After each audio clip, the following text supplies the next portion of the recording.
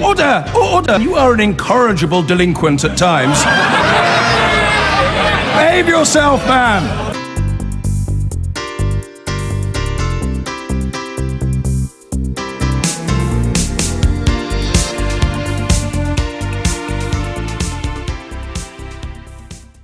The Conservative former Chancellor, among many other cabinet posts he held, Ken Clarke.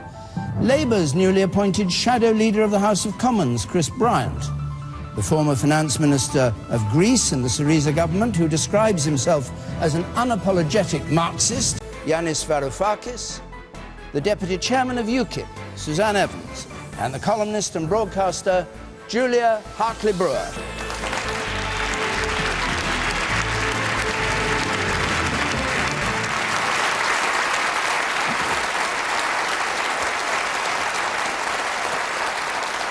And as ever, if you want to text or tweet our hashtag, BBCQT, you can follow us at BBC Question Time. You can text comments to 83981, press the red button and stand back. Let's have our first question from Jacqueline Underdown, please. Should we allow more refugees into the UK than we can cope with, given the housing crisis and the strains on our public services? Suzanne Evans. The short answer is no. I would be the first to say that, of course, we've got to help refugees, not least given our track record, unfortunately, in causing, or at least contributing to instability in some of the countries that these refugees are coming from.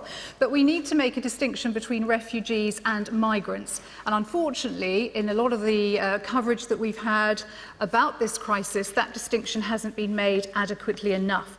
We know that only 1 in 5 are actually coming from Syria. We know that many others are clearly economic migrants who are coming from countries where they are not unsafe, and that they have arrived in countries where they are safe, yet they seem to want to keep going on and on to Germany, perhaps to come to Britain, or to go to a country of choice. Now, I fully support, actually, David Cameron's bid to take 20,000 refugees. I think that's fair, and I think he's absolutely right to take them from the camps, which are run by the United Nations High Commission for Refugees, so we know these people are being processed properly. And, of course, some of the first people have already arrived this week. But from a point of view of our national security, I think we have to be very careful. We know that Islamic State is infiltrating some of the people who are coming across on the boats. And we also have to, I think, to be fair to the people who are on our housing waiting lists, which are getting longer and longer. And your question, you put it very well. Should we take more than we can cope with? Absolutely not. So your view is 20,000, that's it? Well, I think 20,000, it's going to be over a 5-year period. My worry is that the way that the European Union is playing this, and at the moment we have an opt-out from taking the 120,000 that the other EU member states in Schengen have been asked to take this week. My worry is that we might not be able to opt out for that for very long. And already we can hear the EU dictatorial bureaucrats talking, well, David Cameron, if you want to renegotiate the terms of our EU membership, you must take more refugees. We're being blackmailed by the EU once again. Yanis Varoufakis. Well, let me begin by saying that the answer to the question is exactly the opposite. Firstly,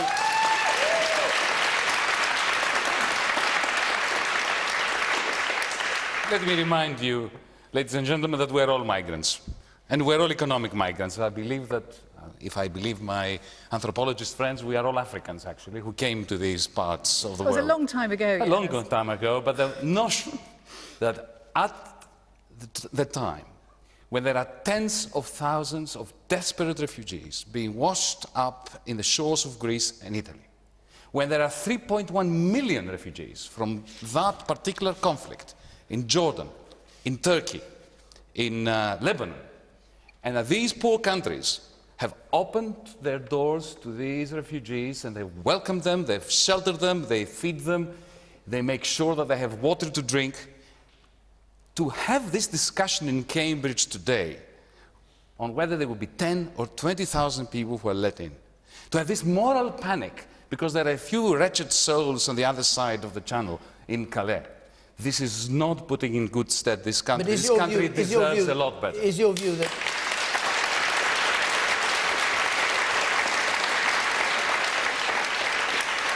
As you said, we're talking about millions of people. Is your view there should be a completely open door policy that they should be able to go to any country? That's the logical answer. I have a tendency to say that I think that borders are an absurdity looked at from space. Yanis. But Yeah? we should have a robust debate on precisely the mechanics of dealing with this humanitarian crisis. All right, well, it begins To simply conjure up ridiculously pathetic low numbers, for a start, we are running the risk of turning Mrs. Merkel into the moral maiden. All right.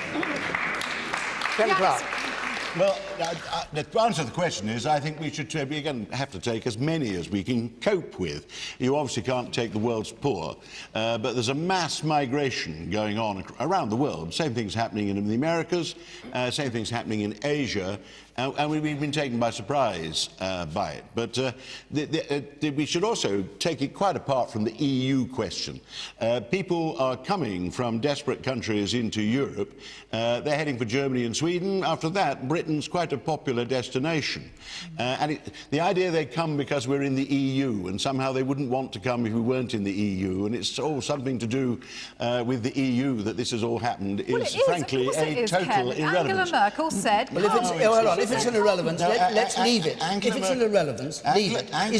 Is 20,000 the right figure, which is the figure over the next 5 years? 20,000 is a good start, and they're being let in an ordered fashion. They're being identified as vulnerable people, and they're being taken from dreadful camps in Jordan and Lebanon. And what the whole of Europe, we could need a Europe-wide agreement.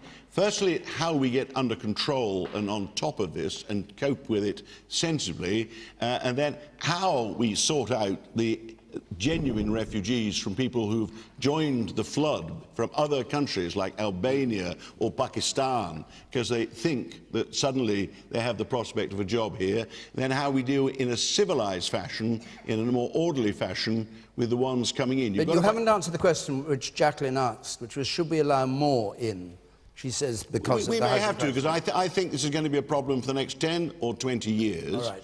I think we're only seeing it beginning. It's going to be very difficult to stop. You've got to stop it being a race across Europe for the most courageous and the fittest to see how far they could get.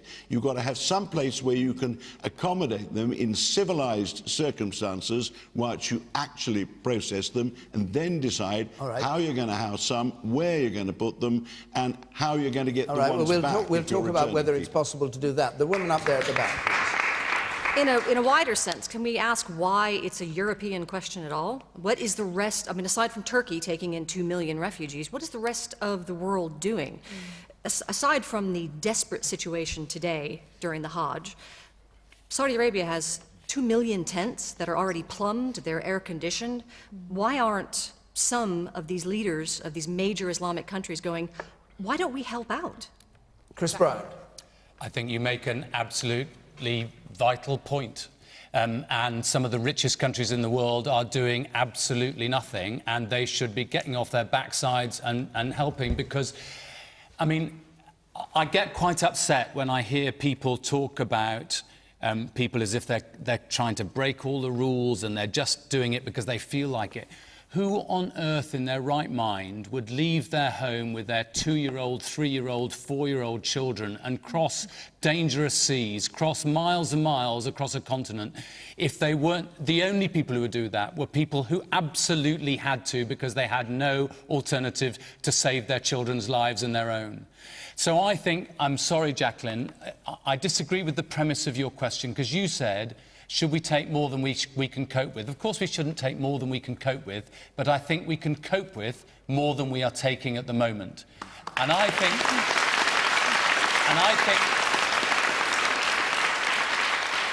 think this country's heart is big enough to cope with more. So Chris, In the First World War, we took many thousands more than we're considering now from Belgium.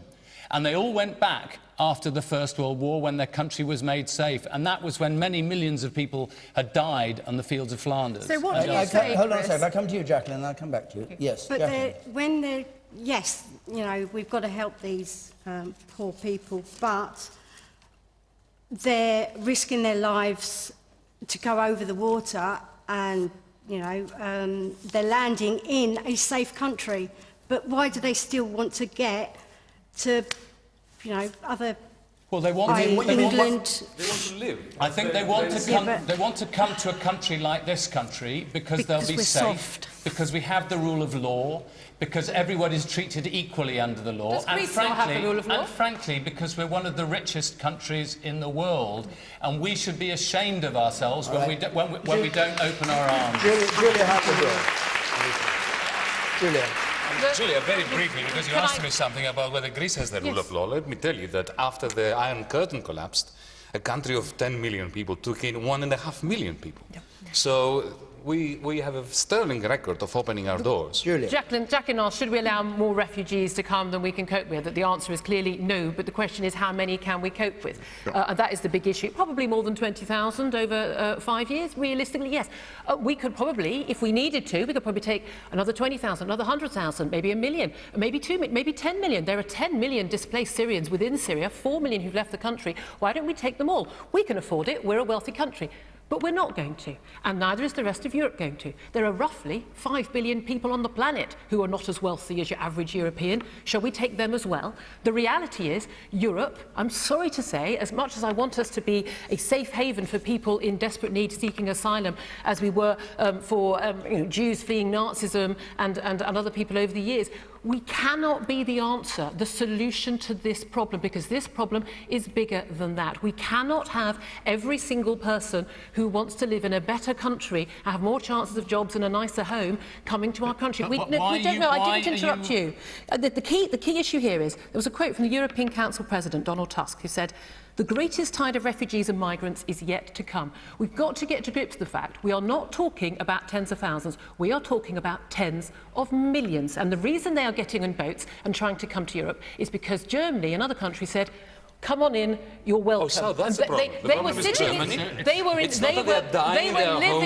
living in Jordan and Turkey for 3 years. Suddenly doing the right thing is the cause of the problem. Germany has a demographic time bomb. Yanis, We don't. do you make a distinction, which many people are making, between people who are fleeing in terror for their lives and people who are searching for a better economic system to live under, where they can prosper better than they could? Of course I make the distinction, but at the same time I recognise that the distinction is rather blurred in many occasions, because starving to death due to lack of economic opportunity... They're not starving to death. Well, some people are. They're not people some in Syria. People are coming to Julia, listen, panel, you've got to let each person have a say, one at a time. Otherwise, our audience here with and our migrants from Africa can't hear what's being said. Who migrated to Greece under incredible circumstances because their kids were starving to death. I cannot easily say that these people are undeserving, whereas others are deserving because they were shot at. Right. You may make this distinction, but I'm not going to follow you. A member of the audience, you up there, sir, in the third row. I agree with most of what Mr. Varoufakis is saying, but surely it'd be more effective to use our resources to solve the conflict in Syria rather than taking in refugees, because the refugee crisis is only a consequence of the conflict, and only by solving the conflict can we solve the whole problem altogether. How would you solve the conflict in Syria? I think that's a whole I think democratically it's probably the best way forward. However, over the past few years, not a lot has been done over the Syrian conflict, and it's only now that ISIS have come up that countries like America and the UK are actually starting to get involved, because they see that ISIS is actually a threat to them, whereas before it didn't involve them whatsoever. The woman up there at the right. Well, the UK is probably one of the most densely populated countries in the whole of the EU. It's probably twice as densely populated as the Eastern European countries that have refused to take any immigrants into the country, and it's certainly much more heavily populated than France. I think probably not quite twice, but surely it should be done on the basis of resources. I mean, our NHS is suffering. Everything. We've got people starving in this country. We have people using food banks. Surely, you know, we can be looking at countries that are sparsely populated and take that into account. All right. And you, sir, the spectacles? No, you don't want to speak. I'll come to you in the second row here, then I'll go back to the panel. Yes, you. I'd just like to counter the lady's point, She said that Eastern European countries are really sparsely populated, which is true. But they're countries that aren't willing to accept the migrants. Why would we force such desperate people to go to places where they're going to be victimized, they're going to be put in places they don't want to be in, where people don't want them? Why don't we take them somewhere here where we saw the march, people want to help, where in Eastern European countries, very non-secular countries, very Christian countries, don't want such a Muslim demographic? Why don't we allow them into a country opening its arms? Suzanne Evans, what's your reply to him? Well, actually, I think you might think that, but every poll that's been done of the general public actually suggests that we think we're doing enough already. Yeah. Last year, 558,000 migrants came to this country. It's not as though we're not unwelcoming, and it's not as though we're not taking enough already. And what I'd like to say to Chris and to Chris and Yanis really is we've got 9,000 people sleeping rough on our streets in this country. As the lady up there said, we've got over 500,000 people using food banks. You know, NHS waiting lists are at their absolute peak, highest ever. We're having to make welfare cuts, apparently, because we're in such dire straits in terms of our economy. And I'd like to say, you know what austerity is like, Yanis. You know what austerity is like. Would you really see Britain brought back to that level? Would you? Would you? Do you think that Greece and the problems that Greece is having now, with thousands, tens of thousands of refugees turning up on its doorstep every day, that's not helping the situation in Greece, is it? You must know that. All right, Suzanne, you made the point. You're Yanis, assuming that migrants are coming in to steal jobs. No, I'm not. Migrants boost economic growth in the long run. That's not what the United States of America would not have been a major force today if they built borders in the 19th century, preventing economic migrants from walking in. Borders in the 19th century. All right, And if you see a migrant in the NHS, it's likely to be somebody who's treating you, not being treated. All right. No, I'm going to go on. I'll take one more point from the woman over there, but I want to then move on, because we've had a quarter of the programme. We've got many more questions. It's a huge problem. Well, we won't solve it in one edition of Question Time, I can tell you. So, Ms Evans said that 500,000 people are coming into the country. How many people are leaving the country? Isn't it? Well, net migration. And sorry, one more thing. I work for the NHS, and I know for a fact that migrants have nothing to do with the waiting lists. Exactly. Okay. Right, I'm going to stop you. All right. We're going to move. All right, Suzanne, you've had your say. You've had your say. We're going to move on. I really think we've generated more heat than light on. It's an enormous subject, multifaceted. As somebody said, it starts with how do you tackle the problems of Syria, Iraq, Eritrea, Somalia. Now that'll take us all evening. Where do you put people when they come out? How do you process them? How do you calculate who can cope? That's a big thing. What we mustn't reduce it to is everybody getting panicked and angry and saying, why don't they go to other countries? We took 30,000 East African Asians into this country, and like the other migrants we've received, they actually make a very positive contribution to our economy. But it requires rational discussion, organisation, international agreement, which will take time, and then we will still find it's an enormous problem. But you combine humanitarian instincts, which are uppermost in this country, with the practicalities. And at the moment, we're beginning to do that, and we've got to work with the other 27 members of the European Union in the first place to decide how actually we're going to cope and stop arguing with each other about exactly how we might shove some more back to Greece. Now, before we go on to our second question tonight, a reminder where we're going to be next. Next week we're in Cardiff. The week after that, Leicester. And that's how to apply. I'll give those details later on in the programme. Oliver Turner's question, please. Does Britain need an alternative to austerity? Does Britain need an alternative to austerity? All right, Yanis Varoufakis. I wonder what you'll say. Well, I don't believe that we need an alternative to austerity, because austerity is not an option. And indeed, I'm going to give a compliment to George Osborne and to the Tory government. He's going to create some consternation, I think, in the Tory party. He hasn't really practiced austerity. He's talked about austerity. He did a little bit of it, and then it didn't work. He killed off this nascent recovery after 2009 with a little bit of austerity he did, and he stopped it. And indeed, I can assure you that in discussions I have with good friends of mine in the Tory party, they have been very supportive to us here in Greece and to me personally in our struggle to end austerity in Greece, because they said to me, well, we are the party that has this natural proclivity towards belt tightening during bad times, but we can see that what they did to you, we had 18 times more austerity than George Osborne practiced, and the result was that we lost a quarter of our national income and we ended up in a black hole. So Labour's got it all wrong. So it's not a question. Jeremy Corbyn's wrong. I mean, No, we haven't really got austerity at all. There's no problem. I said there was a little bit of austerity in the grand scheme of things. The problem with austerity is that it's being used as a narrative in order to conduct a class war. And by that, what I mean, and let me give you a very simple example. In Britain today, when you have the lowest percentage of public spending as a proportion of national income for the last 70 years, to be talking about reducing the state further, when effectively what you're doing is you're reducing taxes like inheritance tax, and at the same time you're cutting benefits, that's class war in the state in which Britain finds itself. All right, Ken Clarke. Class war. Well, I thought Yanis started well. I mean, austerity is a political cliche word now. I actually, obviously, don't agree with Yanis. I believe in free market economics with a social conscience.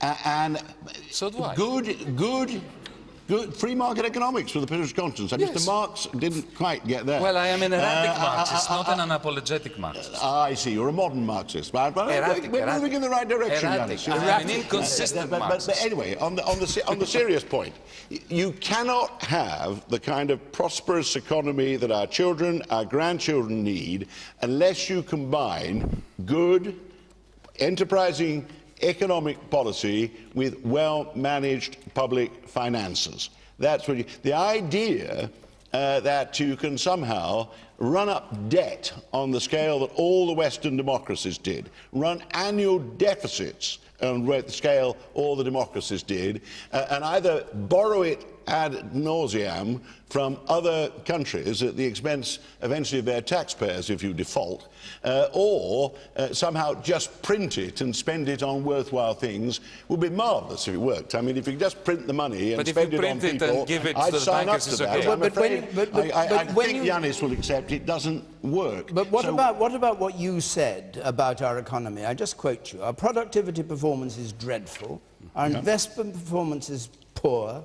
Trade and export dismal, and we have an appalling current account deficit. Yeah. And that's under a Tory government who's practicing the policies that you now say are the right policies to be pursuing. I do like the political debate to move on. Right? It's part of my say. I also said other things. I did say... Well, you may have said lots of other things. We did say those. It's very selective. I actually did, I think, in the same speech... I agree with that. It was part of the point I was making. That little snippet is selected. I mean, it's not confined to you.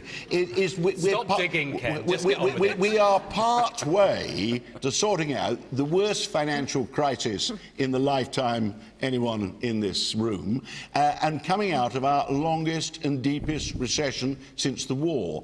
And you have to understand we're doing quite well. We're doing better than any other Western economy, with the possible exception of Ireland's growing faster than us, that America's doing quite well. But a precondition, in addition to tackling all those problems, is healthy public finances. If you just incur annual deficits, but giving in to political pressure, just incur ever-mounting debt, it will destroy the other things. But George Osborne is halfway through a task, and the first thing to do is to stop 80% debt to GDP ratio rising, and until he's got on top of that, he won't have the kind of economy our children and grandchildren want, and it's got to be combined with actually getting the public finances back to common sense. I think we get the point, Ken. Thank you very much. And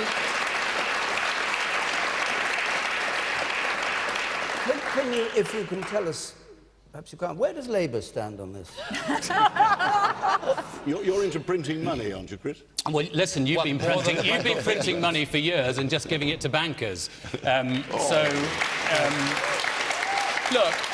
I think it's not. It's not started under Labour.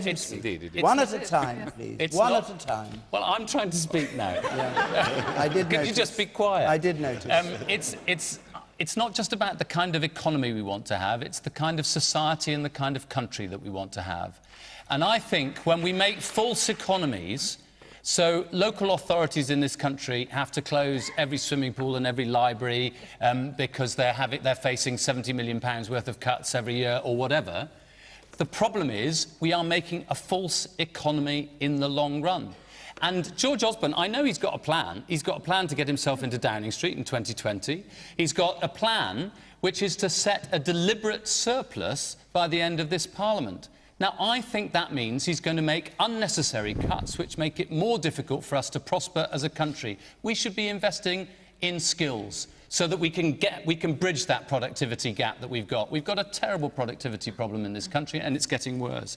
We should be making sure that we are investing in those areas of the economy which are growing, like the creative industries. Or here in Cambridge, you have great scientific innovations, but how often is it possible actually to get those to market so that we as a country can prosper on the back of them? We need investment in those businesses and in those creative industries so that we can prosper. And my anxiety is that what the government has done ever since 2010 is they really came in with a project to cut the size of the state. But let me just give you one example. If you, at the moment, we have a massive problem in mental health services. The waiting lists for getting to mental health services now 3, 4, 5, 6 months. That is counterproductive because it means that people don't get back into work. That's where you need a strong state to be able to support people so that we can all prosper. Oliver Turner.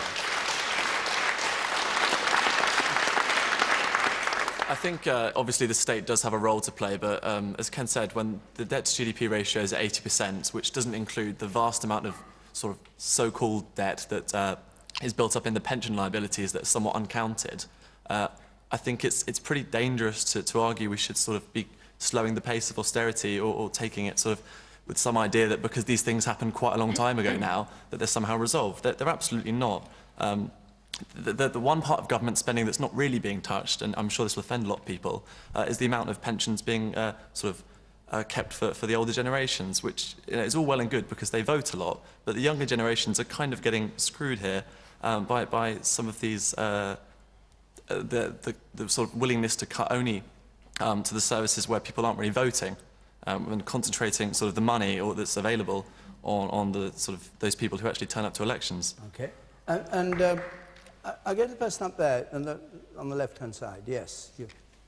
Well, the Conservatives just seized upon the financial crash, which was nothing to do with Labour's management of the economy. Labour managed the economy better than the Conservatives.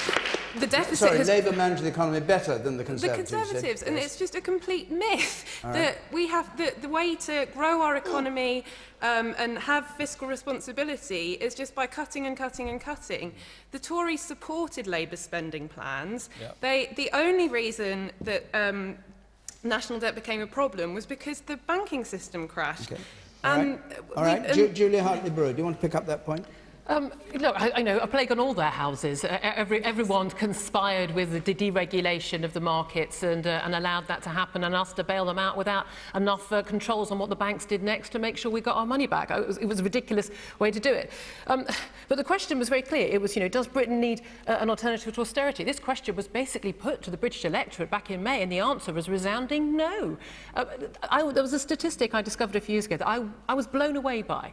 When we talk about austerity and cutting back our welfare, a third of working-age people in Britain, not pensioners, a third of working-age people in Britain are relying on state benefits for more than half of their income.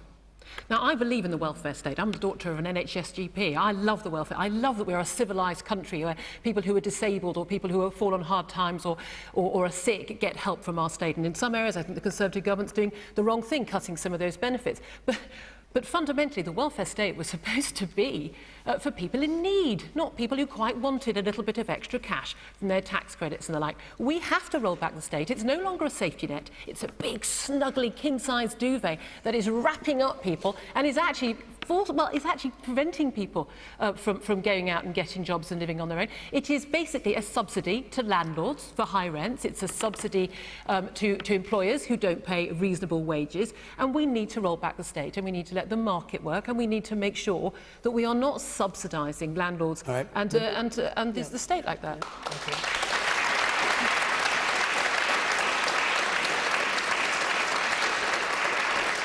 Suzanne, I'll come to you. I just want to put a question to Yanis, though, because you said, you praised George Osborne, and then you said what was happening was actually a reconstruction of the class system. It was benefiting the rich, not the poor.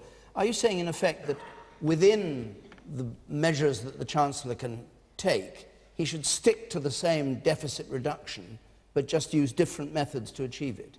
I believe there is a lot of rhetoric about deficit reduction. The reality is not deficit reduction. What we have, look, I will agree utterly with Ken Clarke that there are two pillars of a successful social economy. One is healthy public finances, and the other is investment. Yeah. Right? So you can have a boisterous private sector. I think that we can agree on that. The disagreement concerns what you do within a decent budget, a healthy budget. You can cut it by reducing the privileges of the rich, by increasing, for instance, inheritance tax instead of reducing it, or you can cut it by reducing tax credits for the poor. Now, that's a decision you can make within the realm of healthy public finances. On investment, the notion that the Bank of England prints mountains of money, purchases paper assets in the City of London, bolsters the banks, which it had to do, I understand it had to do it, but that money somehow will trickle down to investment in productive capacity, that is a fantasy. And this is where an alternative form of QE would be something that we should be discussing. And I don't think that this should boil down to ideology. Milton Friedman, Bernd Bernanke, who are on the side of politics that the Tory party is, would want to have this discussion. We have mishandled QE in Britain, in the United States. We are doing it very badly in the European Union, in the Eurozone now. We should have, as Ken said before, a little bit more light than heat on these matters. All right. Suzanne. Well, I don't agree with Yanis on George Osborne. I'd like to remind everyone that he has nearly doubled our national debt, despite the huge amount of austerity that you've seen. And the question is, do we need an alternative? Well, there is an alternative. We need to cut back massively on waste in the public sector, on public spending. And when I wrote UKIP's manifesto, we found all sorts of money, not least 12 billion for the NHS, by cutting back on that waste. You know, our EU membership, £55 million a day, that could go to start with. The amount of vanity projects it shores up. Our foreign aid budget, now of course we all want to help people overseas, but people at home here needs that money too. And we've seen in revelations in Lord Ashcroft's book, in fact today, why do we have this arbitrary 0.7% of GNI given in foreign aid? Well, allegedly David Cameron said it's to get the aid agencies off his back. The Barnett formula, too much money going up to Scotland, not enough staying in England and in Wales. HS2, a vanity project, white elephant that could go. That would save around 70 billion. Can I give you one reason why foreign aid should remain? Government, and even at just at local government level, and I've been a councillor myself, I've seen a huge amount of waste. And Chris said, you know, people have to shut libraries. Well, actually you don't. If you look at procurement, if you look at efficiency, a lot of this is actually political posturing, I think, by the Labour Party, who try and say, oh, government cuts, and actually it's an excuse for their poor spending decisions. All right, hold on. I'll come to you, Chris. Let me just hear from one or two more members of our audience. You, sir, and then I'll come to you in the white shirt there. Okay, I think politicians spend so much time arguing amongst themselves about the problem. Economics is really simple. I've got £10 in my pocket. If I go out and buy 3 pints of beer in Cambridge, I'm probably borrowing money. If I carry on doing that, then I'm going to run out of money and I'm going to go bust. It's not difficult, guys.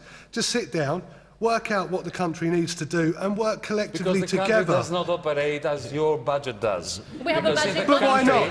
Why not? Why in not? the country, total expenditure equals total income. in your life, you have a wonderful independence between your expenses and your income. So when you cut down on your expenses, your income doesn't cut. It's not cut. But for the country as a whole, if the country as a whole goes into a major savings spree, then its total income is going to come down. So your personal life is not a good model on which to base the running of the economy. And if it would all be 7 seas under if it were, too. Chris Bryant. And I was talking to a constituent of mine from Treorchy last week, and he was saying to me, he's been out of work for some time, he's just got a job, but it's not an easy job for him to get to physically because there's no public transport.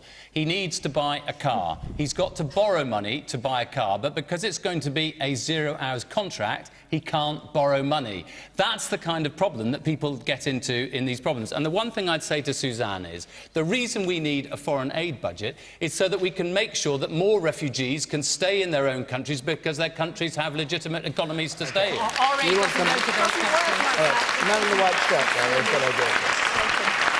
the man in the white shirt. But it would also help not invade their countries. Yes. We didn't invade Syria. How's that working? Well, Iraq and Syria are completely one. Let's get a microphone to him. I'm waiting to hear what he has to say. Suzanne Evans, why do you blame George Osborne for the size of the national debt? I don't necessarily You've just said that he doubled it in his time. You've just said that he doubled it. It was Liam Byrne Until we're in surplus, Party. how is it going to decrease? Until we get the deficit into a surplus, how is the national debt going to decrease even £1? So why are you surprised that it's doubled? Of course it's going to double until we're in surplus. Have I suggested that we shouldn't do that? You know, Liam Byrne in the Labour Party was the one that left the note at the Treasury, there's no money left. And I'm sorry, I completely disagree with George Osborne said...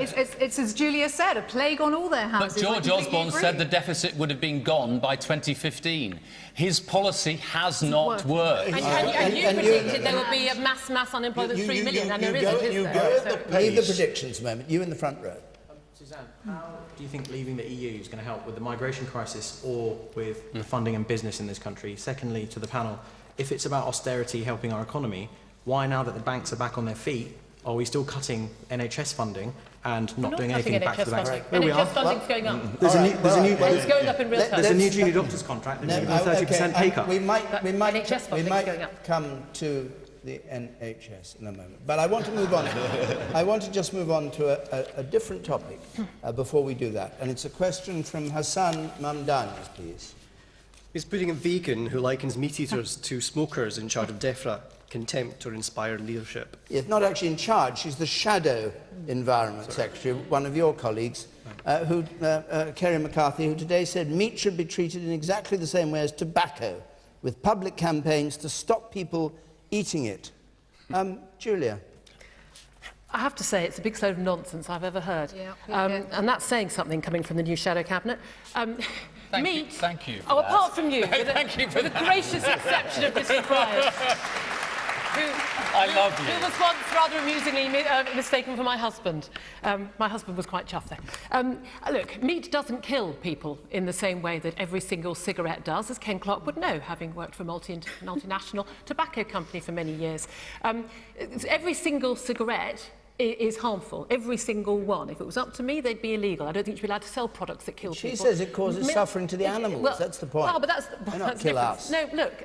At the end of the day, there is a very, very strong moral argument, the fact that certainly in a country as wealthy as ours, that we are able to pay more for our meat. We should eat less meat just for health reasons for ourselves, but we should pay more for our meat and expect our animals to be kept in better conditions so that they have a happier life. I would absolutely be willing to do that. I don't think we should allow meat to be sold at some of the prices that involve poor treatment of these animals. However, we are omnivores. We are supposed to eat meat. There are some I think, vitamin B complexes we can't get from anything else on the planet. We need to eat meat. And I think this militant veganism, frankly, it's just nonsense. All right. Well, Chris Brown, I could just mention the question again. It's whether putting a vegan who likens meat eaters to smokers in charge of DEFRA, is it contempt or inspired leadership? Well, I actually thought that Hassan said putting Putin in charge, and I thought we were doing Russia suddenly for a question. But look, I'm afraid I disagree with Kerry. Kerry is a very close friend of mine, and I love her dearly, but I just disagree with her on this. I think we were absolutely right to bring in the ban on smoking in public places, because there is such a thing as passive smoking, and it does kill people. And I think we're right to be looking at, you know, we've been right to introduce all the different measures about selling of cigarettes so that we're not promoting it as attractive to young people and all the rest of it.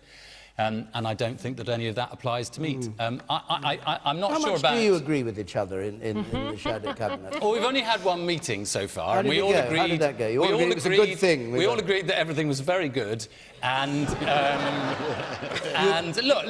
Did you agree to stay in NATO? Because you were going to be Defence Shadow, and then you said, I can't be because you're going to leave NATO. And then... Sitting here last week, he said, your Shadow Chancellor... McDonnell said, oh no, we're not leaving NATO. It's difficult to make head or tail of what you are doing at the moment. Sky announced that... Sky told everybody that I turned down the job because Jeremy wasn't prepared to invade Russia. Yes. Now, I can confirm that this is completely and utterly untrue. Unlike you. No, I don't want to invade Russia. I mean, I have my problems with... And frankly, the way this government's treated the armed forces, I don't suppose we could invade Alderney. Look, I mean, there is a serious point in here, which Julia actually referred to, which is that we do eat too much red meat, and the fact that we do so does kill us, actually, and the fact that we eat too much meat is not good for us. I'm not sure about this militant omnivorism that you just poured out there, that we are all designed to be omnivores. Have you checked the state of what your teeth are for? They do different jobs, different teeth do different jobs. They're also quite good for Rice Krispies, but I don't think that means that we were all designed to eat Rice Krispies. We're not going to start looking at each other's teeth. Ken Clarke, now you represented the tobacco industry, still do probably, or you've stopped doing No, it? I don't represent You used to. I was a non-executive director of a tobacco company. Yes. So what's your view about it being... Well, I took the view on tobacco. I take the view that well-informed adults are free to make their own choice about their lifestyle and the risks they take. The biggest risk I take is, I think, driving my car. I also take a risk, I know I take a risk in smoking my cigars. I smoke my cigars whilst driving my car, so I was a certain recklessness. I'd love to take up with Chris his latest commitment to increase defence spending above the 2%, which he obviously thinks we've excessively cut back the armed forces. I'd love to know whether his new leader agrees with that, but we, no doubt, the next Shadow Cabinet meeting will resolve this. Ken, if you want to join the Shadow Cabinet, it's a very open... I'd love to. You should sort of, consensual, collective... To be fair, he probably agrees with as much as you do with Jeremy Corbyn. I think lots of people would love to attend the Shadow Cabinet. You should sell tickets. Yes. I mean, I think we're all... No, we don't believe in selling Let's get back to the question, out of courtesy to the questioner. I just take the straightforward view that if you look at the human condition, at our anatomy, our jaw, our digestive system, we're plainly omnivores. We always have been.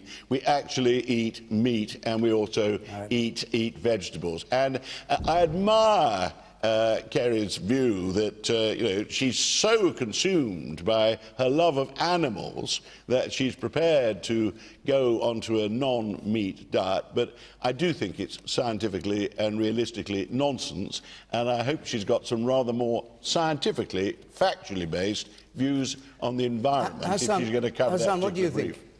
You've been listening to all this. Yeah, I do agree with Julia's point that it's about animal husbandry, the way that we choose to buy our food, or we have to make choices about how we buy our food, and we would shop, or we should shop ethically.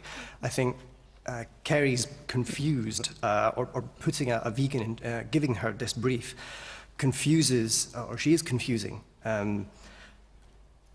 her own... Sorry, I'm completely losing my point here. You haven't lost your point at all. You've made it very clearly. She's confusing her views with the job she's been asked to do. No, but yes. But I think that's unfair, because I think it's good that we have some people in politics who hold strong views, and that shouldn't prevent them from... And that shouldn't... Well, you're wrong quite often as well, but I still think you should be able to write for the Express. Yeah. No, I haven't worked for the Express for 5 years. Yanis Varoufakis. Well, I'd love to see a militant vegan become the CEO of Volkswagen. Having said that, as an outsider, because you may have noticed that I'm not from here, I think that it's wonderful that the Labour Party has undergone this transformation, independently of whether you agree with Jeremy Corbyn, particular members of the shadow cabinet, because suddenly now politics is becoming interesting.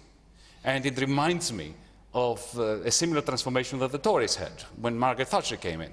And you will recall, of course, or at least some of you, will recall that when she came in, she was not a representative of the median voter. Her views were considered extreme by even some members of the Conservative Party.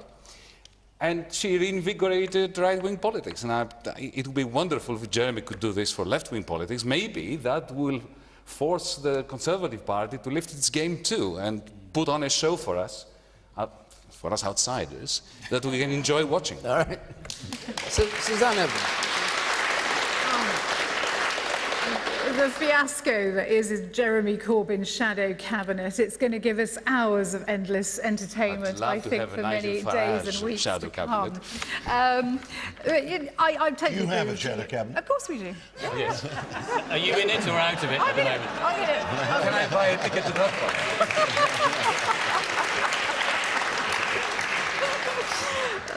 No, I actually don't rule out the idea of a vegan, in theory, becoming a shadow agriculture minister. I think for the very reason that Chris outlined. We've had health secretaries that know sod all about health. We've had education secretaries that know absolutely nothing about education. But this one, she absolutely is committed to the eradication of livestock farming. And so I really don't see how she can even begin to do her job. I feel very strongly about animal welfare. I support compassion in farming. I'm not a farmer's daughter, but I have lots of family who are farmers, and so I spend a lot of my life on farms and working on farms. And some of it's cruel, there's no doubt about it, and we need to stop that, and it's something that needs to be looked at. But I don't think Kerry's the right person to do it. Okay. If she wants to be a vegan, she can be. It's her choice, not mine. I don't want to see any of her nanny state policies impacting on me, or any of us, in fact. We have 10 minutes left, and I want to come to another important question, particularly considering where we are. And it's from Fiona Arthur Wallace, please. Do hospitals being put under special measures for financial reasons show that NHS budget pressures have reached breaking point? Do NHS hospitals, of course, Addenbrooke's in Cambridge yesterday, I think it was announced, was being put under special measures. Does it show that NHS budget pressures have reached breaking point now? You're a former Health Secretary, Ken Clarke. What do you think? Well, there'll be a judgment made of the public spending round, I'm sure. No government's ever cut spending on the health service, and no government ever will at the moment, because the population's getting older. The medical advances, clinical advances surging forward. There's always been a debate. There's been no health secretary who hasn't been told that he should spend more than he's committed to on health. That will be a constant debate, and you know, you have to listen to it if it's based on the patient's needs and fulfilling the service. But the fact is, because you're running up an escalator, you have to have a finite budget, and there are infinite demands. You do have to concentrate all the time on management, efficiency, actually knowing where you're spending the money, how you're spending it, and not just have these constant pushes for campaigns. There's already a pay claim element coming into the present arguments about NHS spending, and I think at the moment we've combined getting on top of the financial crisis we were talking about, actually improving the sustainability of our economic recovery, and still the health service remains the best in the world. So why is Addenbrooke's, one of the most famous hospitals in Britain, always had failing put under special? Well, because we have a better inspection system. Jeremy has greatly improved. No. I was health secretary 30 years ago. I closed more hospitals than people had hot dinners, and we had some terrible hospitals. We had the old the old workhouses were called geriatric hospitals, and people lived in dreadful conditions. The health service now, successive governments have been in charge, is far better than it was 30 years ago. All right. You'll always have some areas where they fail, either bad management, mistakes, pressures, the layout of the service is all wrong, hasn't been modernised. There are big things to tackle at the moment, like the combination between hospitals, GPs, care at home. We've got a big community care problem. All right, Ken. You have to fight all those things, I can't let get you go the on money you because we've can got- and spend yeah, it. I think we get the point. Suzanne Evans, UKIP, if I've got it right, is against this inspection system at all. No. You want the abolition of it. No, absolutely not. I don't know where you got that from. But one thing I'd like to It's say... in your manifesto, which you wrote. What? Abolish the CQC? I'll take your bet. We've got to have it. CQC, you want to abolish it?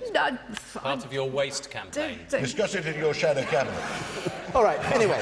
Okay, well, I think we've got to have some kind of inspection programme. Yeah, we Certainly, didn't I have think one 30 years we'd be ago. absolutely in Well, favour yeah, of an inspection But programme that NHS, involves is the NHS the budget lay. putting too much pressure on the hospitals? Is that the point, was the question? Yes, I think it is. The first thing I'd like to say is actually, although we've got Addenbrooke's in special measures, the quality of patient care at Addenbrooke's in this inspection was still rated as excellent and very high. And I think that's an absolute credit to the doctors and nurses who are working there, that despite all these pressures, they still manage to do their jobs, and not only that, they do their jobs incredibly well. Part of the reason that the NHS is under so much pressure, I think, is that Ken talked about management and efficiency. Well, that's all very well, but spending on management in the NHS has gone up tenfold since 1997. Money is going into the wrong places. You know, there was 108 million, I think, golden handshakes. 4,000 managers laid off, and then a lot of them re-employed back Do you think as you can do? external Can you run the consultants on a much NHS with higher... fewer managers? That's why you need Yes, better management. I absolutely think we can. But at Addenbrooke's, And they there's say they been needed better managers, well, more managers. You don't need more. It's about actually doing management properly. And the fact is, I think all this money that's going into management clearly isn't working, and clearly isn't working in this instance. And there's still a huge amount of waste in the NHS, which could be better put into frontline patient care. Okay, there's somebody waving at me consistently. Go on, I'll come to you now, because otherwise you'll... Thank you. I've got 3 points to make. So no, just 1 point, if you will. Okay, 1 point on such an important topic. So I'm a medical registrar in geriatric medicine. One of the reasons why Addenbrooke's Hospital, and I worked there for 2.5 years, one of the reasons why I was in so much problem was because of debt, because of over-reliance on locums. Now, the new junior doctor contract, which is being forced upon doctors, it will increase locum spending because junior doctors will leave. Now, what this will mean is patient safety will be greatly compromised. There'll be fewer doctors for you to see, you'll have to wait longer for you to see them, and they'll be burnt out. Now, when this will target the female doctors who want to have children, researchers who are researching things like cancer, dementia, heart disease... All right, I get the point. Can I just make one final point, please? What you're saying is the change to the contract for junior doctors is going to lead to If I could just make one final point. When bankers were allowed to keep their bonuses, it was because we could possibly not allow them to leave the country because they were such an asset. Are the staff members of the National Health Service not an asset? This is the start of the dismantlement of the National Health Service. And as junior doctors, we will strike to prevent this from happening. We cannot let this happen. We will not.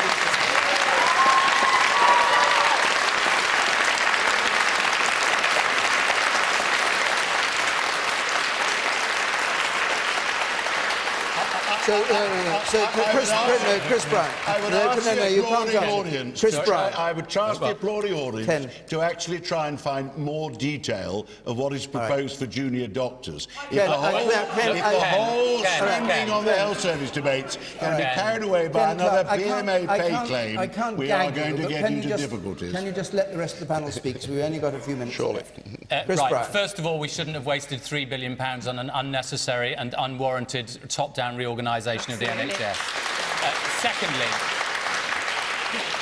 Secondly, there hasn't been a cut to the NHS budget, but there has been a cut to the NHS and social care budget, and those two have to go together, and that's one of the problems. In the case of Addenbrooke's, Suzanne is absolutely right to say that the report said that there was very good quality of care. I have no criticism of the staff, but it said that there weren't enough midwives to provide a safe service for Labour. Not for the Labour Party. That may also be true. And the truth of the matter is, last week, in 3 days, 1,644 junior doctors in this country applied for certificates to be able to go and work elsewhere. The registrar is absolutely right in what he says. These are people who are assets to this country. At the moment, we have a 48% lack of junior doctors to work in obstetrics, 49% lack of doctors to work in acute care. We have a crisis going on in the NHS, and if the Tory government just keeps on trotting out this argument that they have for the last few years, we will never see it improve. Okay. Julia. As someone who spent their childhood with a mum training to be a doctor doing 80-hour weeks, I have every sympathy and very much understand. Look, I agree with all the points about the top-down restructure. We've had permanent revolution in the NHS for many years with no good outcomes. We certainly have had an abject failure of management, an abject failure of planning. You know, in 2010, the Tories and the Lib Dems decided to cut the number of nurses being trained. And oh, what a surprise, then we had to import a load of nurses at great cost. We've got a lot of problems. However, we also have to remember, as well as the fact that, yes, we're all getting fatter, which is one of the reasons why we've got huge extra burden on the NHS, and it is a personal responsibility of all of us to not become a burden on the NHS, so that it is there and the resources are there to help the people who genuinely do need it. So it's our fault, not the budget. No, not our fault, but we have a personal responsibility. But this is also, the NHS's problems are also a product of its own success. We are living longer. The average age of someone going into... Yeah, but we know all that. The question is whether budget hospital now pressures... is over 65. I know, we know all that. That's commonplace. The point is, are the NHS hospitals put under special measure? That's what Fiona asked. Is it because the NHS budget pressures have made it reach breaking point? No, we can't all help growing older. No, but that's the whole point. That is what it is, but that's where you come down to the issues like social care. A third of hospital admissions, it is thought, are not necessary, because if we had adequate social care and funding of social care, those people wouldn't have to be in hospital. And this hospital has a £64 million deficit. And we wouldn't have the awful situation, horrible phrase, of bed blocking, where elderly people can't be discharged to their homes because there isn't the social care. Yanis Varoufakis. Well, allow me to look at this issue from the outside, being an outsider. This country has produced precious institutions. The NHS is one, the great universities another. Somewhere along the line, you folks lost your nerve, and you started questioning your own achievements. And this market fetishism entered realms in which it was never meant to be good at, like, for instance, the NHS or the universities. And we started trying to introduce market solutions where they would never work. They resemble more like Soviet planning, with these market indicators and trying to quantify the unquantifiable, which is the result of which, of course, is the loss of quality, both in the universities and in the hospitals.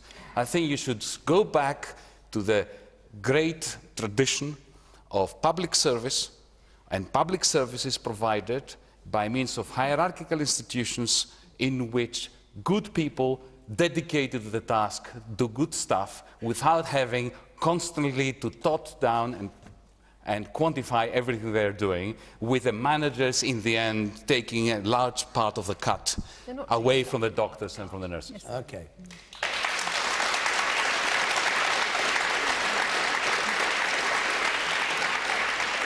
I'm afraid there are so many hands up, I shall be garroted by the audience when I say that the time is up.